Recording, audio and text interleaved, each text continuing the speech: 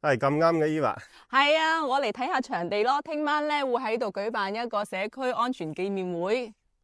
使唔使錢嘅咁樣？唔使，呢個係專登為我哋華人咧嚟開辦嘅一個免費嘅社區嘅活動。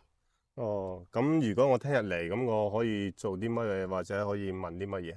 嗱，聽日咧會有警察局啦、社區嘅官員啦，同埋一啲社區嘅領袖咧都會出席。咁你哋關於社區個安全嘅任何問題都可以即場同佢哋提出嘅。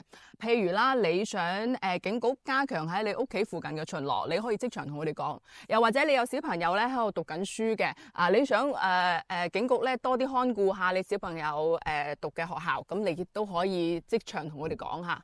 咁我屋企條路爛咗啊，咁得唔得？都得都得。關於社區嘅問題，你哋都可以即場向佢哋提出。哦。嗱，我就諗到一個咧，就譬如有啲人係亂寫亂畫。哦，嗰啲都可以講。咁好嘅活動有啲咩可以幫手啊？咁啊？嗱，我就喺好多嘅微信群入邊咧，就發起咗接龍。咁我希望咧，大家可以積極咁樣接龍，聽我知道咧有幾多人會出席。我係非常希望咧，可以有超過100個人係嚟嘅。咁我哋人越多咧，越能夠聽社區聽到我哋華人嘅聲音。